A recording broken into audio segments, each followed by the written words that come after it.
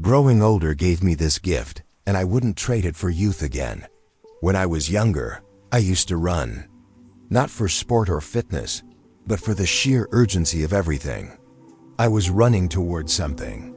Or away, I couldn't always tell the difference. My calendar was packed, my mind louder than a room full of strangers, and my heart always chasing the next thing, the next version of myself that would finally feel like enough. Every day was a race to be seen, to be chosen, to be worthy. I thought that was living. I thought youth was the prize. But then, quietly and without asking for permission, I started growing older, and something began to shift. At first, it was small. I stopped needing to explain myself so often. I no longer felt the need to win every argument, to wear every mask. I still had fears, but they were different. Less about the future, more about wasting the present. My reflection changed. So did my priorities. The people I once tried to impress faded into the background, and the ones who sat beside me in silence became the ones I cherished the most. There's this idea out there that aging is a loss of beauty, strength, relevance, that it's some kind of fading away. But I've come to see it differently. With every passing year, something unexpected has been handed to me. A quiet gift, not wrapped in silver ribbon or gold, not broadcasted on birthdays or milestones. Just a subtle, sacred shift, like light moving across the floor at sunset. Easy to miss if you're not paying attention. And now, looking back, I realize something I never expected to say. I wouldn't trade this gift for youth again. Not for all the smooth skin, quick metabolism, or late nights that never seem to end. Because what age gave me, what it continues to give, is something youth never could. And if you stay with me, I'll show you what that is. Not through theories or big declarations, but through the small, quiet truths that only time knows how to whisper. Let's begin. There's a kind of clarity that only comes with time. Not the kind you can force or fake or read about in a book. It's the kind that settles in quietly, often after your heart's been broken a few times, after the detours and disappointments have humbled you. When you're young, everything feels urgent. You believe every decision will make or break you. You believe people's opinions are permanent truths. You believe love should be dramatic and that happiness looks like applause. But aging has a way of peeling all that back.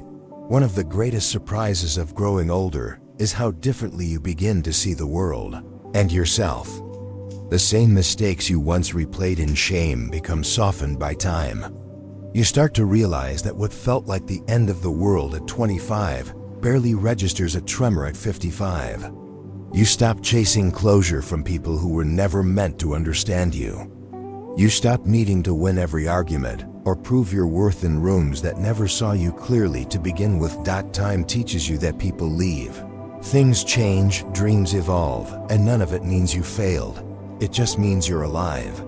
It means you're learning.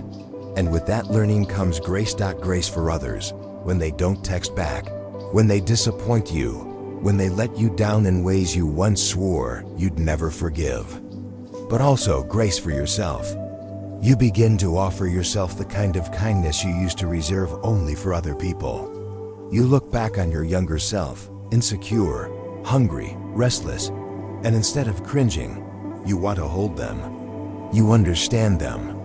Because you remember what it felt like to think you had to have all the answers by now.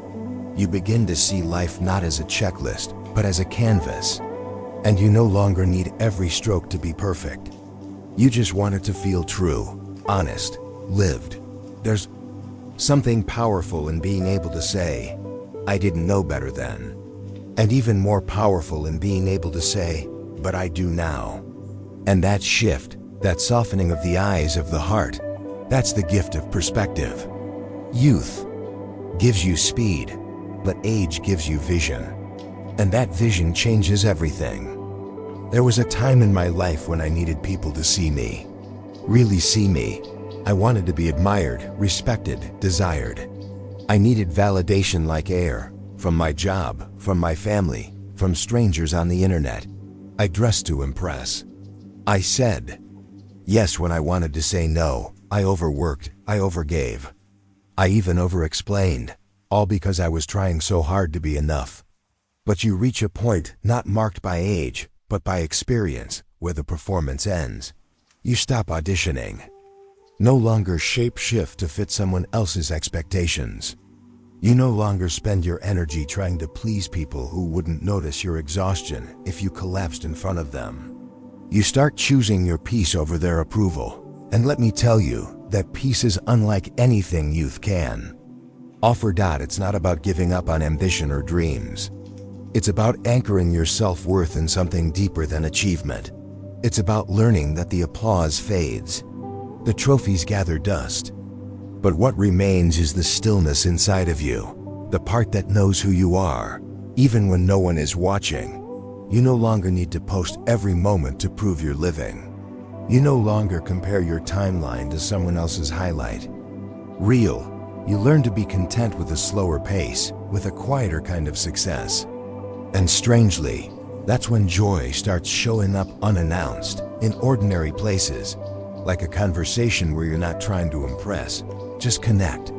Like the way your dog waits for you by the door.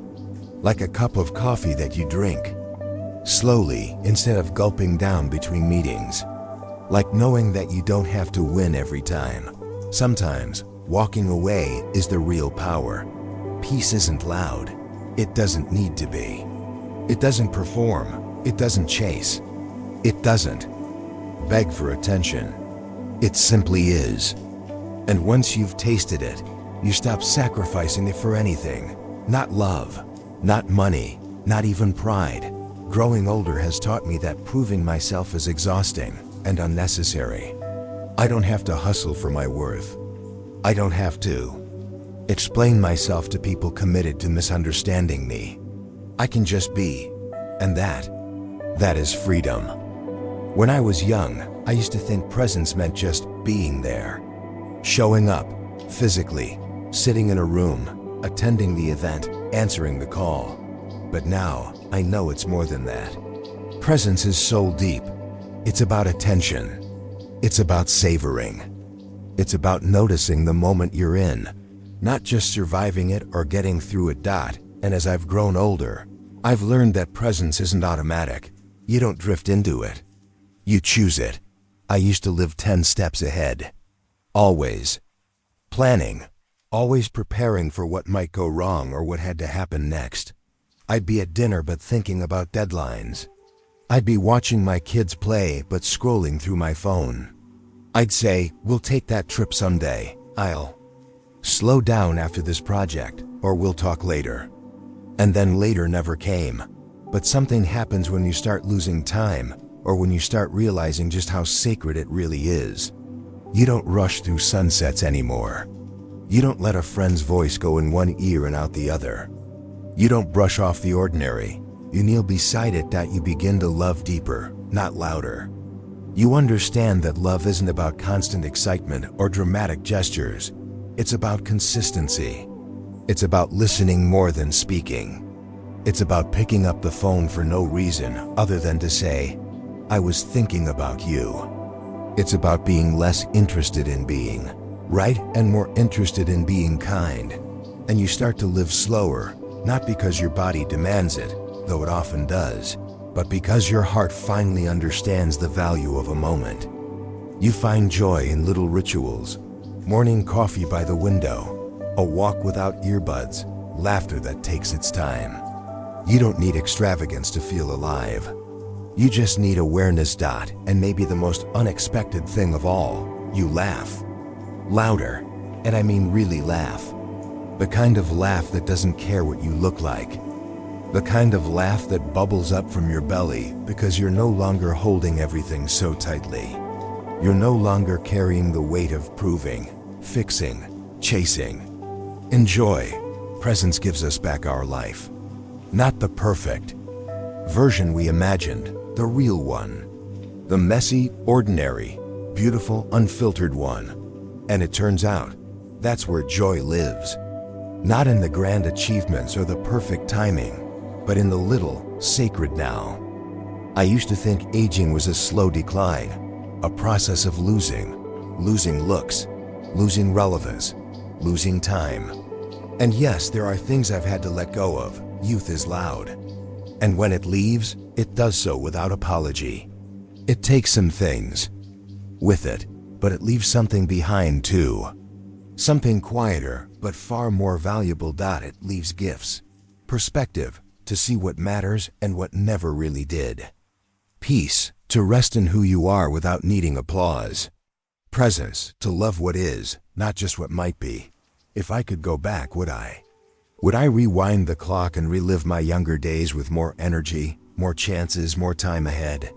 No doubt, because now I see clearly, and I feel deeply.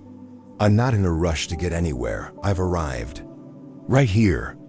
In a life that's finally mine, not someone else's idea of what it should be. And that, dear friend, is the gift. It doesn't arrive with balloons. It doesn't shout. But it changes everything. So if you're worried about getting older, don't be.